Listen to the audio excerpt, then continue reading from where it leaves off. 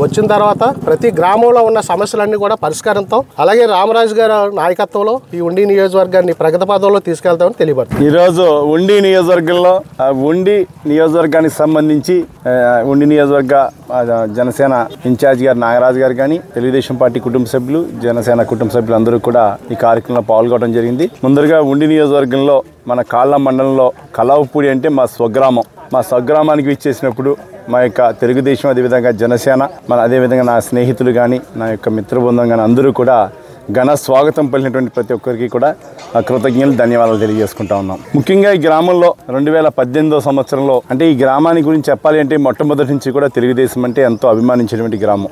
కలిదిండి రామచంద్రరాజు గారు స్వర్గీయ ఆయన 5 పర్యాయాలు మా యొక్క ప్రాంతానికి శాసనసభ్యుడిగా పనిచేయడం జరిగింది. తర్వాత శివరామరాజు గారు 2 పర్యాయాలు, నేను కానీ 1 పర్యాయం చేయడం జరిగింది. ముఖ్యంగా కలిదిండి రామచంద్రరాజు గారు రాక్యతం మా గ్రామాలకి దారి మార్గం కానీ విద్యుత్ సౌకర్యం కానీ ఏ విధమైనటువంటి అవకాశాలు లేనటువంటి సమయంలో ఆయన చక్కగా అప్పుడు అన్న నందమూరి తారక రామారావు గారు పెట్టినటువంటి పార్టీ నుంచి చక్కటి స్కీమ్స్ తీసుకొచ్చి మా గ్రామాన్ని అభివృద్ధి చేయడానికి ముందర ఫౌండేషన్ వేసి నాంది పలికినటువంటి వ్యక్తి అయిన తదుపరి ఈరోజు చూస్తే 2018లో ఈ గ్రామానికి సుమారుగా 2,50 లక్షల రూపాయలతోటి పైప్ లైన్లు శాంక్షన్ చేయడం జరిగింది త్రాగునీటికి. అదేవిధంగా సిమెంట్ రోడ్లు కానీ డ్రైనేజీలు కానీ సుమారుగా 3 కోట్ల రూపాయలు శాంక్షన్ అవ్వడం జరిగింది. ఇవన్నీ కూడా ఈ ప్రభుత్వం వచ్చిన తర్వాత క్యాన్సిల్ చేసి ఈ ఫండ్స్ని డైవర్ట్ చేయడం జరిగింది. మాకు చూస్తే చుట్టూ నీరున్నాయి, త్రాగడానికి నీరు లేవు. మా ప్రాంతానికి నీరు లేవని ఎన్నిసార్లు ప్రశ్నించినా ఎన్నోసార్లు రివ్యూలు పెట్టినప్పుడు కానీ జిల్లాలో DDRC మీటింగ్ కానీ ఏ ఒక్క మీటింగ్లో కూడా మాట్లాడడానికి మాత్రమే సాధ్యమవుతుంది కానీ త్రాగునీటి ఎక్కడ ఇవ్వనటువంటి పరిస్థితి కనపడతా ఉంది. ముఖ్యంగా మనిషి ఉదయం నుంచి సాయంత్రం వరకు అవసరం వచ్చేది ఏంటి? త్రాగునీటి సమస్య. ఆ త్రాగునీటి సమస్య ఏమన్నా అధిగమించారా? ఎక్కడా లేనటువంటి పరిస్థితి కనపడతా ఉంది. అంతేకాదు ఈ గ్రామంలో ఏ ఒక్క మార్గాన్ని కూడా పూర్తి స్థాయిలో డెవలప్ చేసినటువంటి పరిస్థితి లేదు. ఈరోజు చూస్తున్నాం మామిడిపూడి రోడ్డు ఎన్నాళ్ళ లైన్ శాంక్షన్ అయ్యి అగ్రికల్చర్ మార్కెట్ కమిటీలో స్టేట్ గవర్నమెంట్ ద్వారా PMGSY ద్వారా శాంక్షన్ చేయడం జరిగింది. ఎవరైతే కేంద్ర ప్రభుత్వం ఇచ్చేటువంటి నిధులను తెచ్చుకోలేక ఈ ప్రభుత్వం వారు ఇష్టం వచ్చినటువంటి పరిస్థితి కనపడతా ఉంది. ఈరోజు మామిడిపూడి రోడ్డు సుమారుగా 1.5 సంవత్సరాల కాలమైంది. ఒక 15 సార్లు టెండర్స్ పిలిచారు. టెండర్స్లో ఎవ్వరూ పార్టిసిపేట్ చేసినటువంటి దాఖలా లేదు.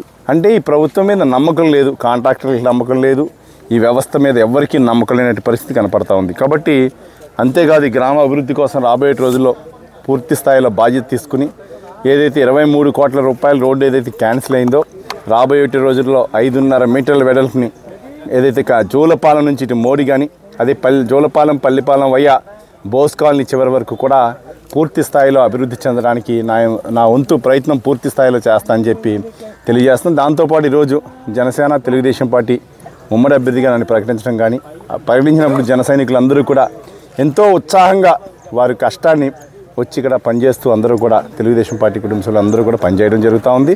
దానికి తోడు ఈరోజు బీజేపీ కూడా నిన్న మాట్లాడుకోవడం జరిగింది. బీజేపీ పొత్తు కూడా కుదిరింది. బీజేపీ పొత్తు ముఖ్య అంశం ఏంటంటే మన రాష్ట్రానికి నిధులు కావాలంటే బీజేపీ అవసరం ఉంది. ఈ జగన్మోహన్ రెడ్డి గారి కులాంతరమైన కుల వివక్షత చూపిస్తూ ఆయనకు కావలసినటువంటిగా మార్చుకోవాలని ప్రయత్నం చేస్తా ఉన్నారు. గత 5 సంవత్సరాల నుంచి కూడా ఎవరితో ఉన్నారు? 100% బీజేపీతోనే ఉన్నారుగా. అలా అని బీజేపీ పొత్తు ఎప్పటి నుంచో ఉంది. వీరికి మిత్తు కాదండి, రాష్ట్ర అభివృద్ధి కావాలా. మీరు ఇచ్చారు, మద్దతు ఇచ్చారు, మీరేం ఫండ్స్ తీసుకొచ్చారు? నీకు ఉన్నటువంటి కేసులు అన్నీ అడ్డం పెట్టుకుని రాష్ట్రాన్ని తాకట్లు పెట్టే పరిస్థితి కనపడతా ఉంది. కాబట్టి రాబోయేట్లలో చంద్రబాబు నాయుడు, పవన్ కళ్యాణ్, మోడీ నాయకత్వంలో మా గ్రామం కాదు అన్ని గ్రామాలు డెవలప్ చేస్తామని చెప్పి మీ ద్వారా తెలియజేసుకుంటాం జరుగుతూ ఉంది. సార్, ఇప్పుడు ఎన్నికల నోటిఫికేషన్ వచ్చేస్తుంది. మీరు మీ కాన్స్టిట్యున్సీలో విజయం కోసం ఏ విధంగా వెళ్తున్నారు? మా కాన్స్టిట్యున్సీలో ఇప్పటికి 10 పర్యాయాలు, ఈ ఎలక్షన్తో 10 పర్యాయాలు జరుగుతూ ఉంది. ఎప్పటి నుంచి? మొట్టమొదటి నుంచి తెలుగుదేశం పార్టీ ఆవిర్భావం నుంచి 10 అయితే ఇప్పుడు 9 ఎలక్షన్లు కంప్లీట్ అయినాయి. 9లో 8 సార్లు విజయం తెలుగుదేశానికి ప్రజలు అందించారు. ఇప్పుడు 10వ ఎలక్షన్ జరుగుతుంది. 9వసారి కూడా ప్రజలు సంసిద్ధంగా ఉన్నారు. ప్రజలందరూ కూడా తెలుగుదేశం పార్టీకి బలోపేతం చేస్తూ ఉన్నారు. జనసేన బలోపేతం చేస్తూ ఉంది, బీజేపీ బలోపేతం చేస్తూ ఉంది. అన్ని పార్టీల కలయికతోటి అత్యధిక మెజార్టీతో రాబోయే రోజుల్లో గెలిపించడానికి ప్రజలందరూ కూడా సంసిద్ధంగా ఉన్నారు. అదేవిధంగా మే ఎలక్షన్ క్యాంపెయిన్ ఈ రోజుకి సుమారుగా 1300 కిలోమీటర్లు దాటుతూ ఉంది ఈ రోజుకి. అందుకని 1800 కిలోమీటర్లు అయ్యే భాగంలో చంద్రబాబు నాయుడు గారు అక్రమ అరెస్ట్ కానీ, వివిధ రకాల సైక్లోన్ రావడం కానీ, పండగల వాతావరణం రావడం కానీ, కొన్ని పర్యాయాలు సుమారుగా 80 రోజులు హాలిడేస్ జరిగినాయి ఆగస్టు నుంచి ఇప్పుడు మొదలెడితే.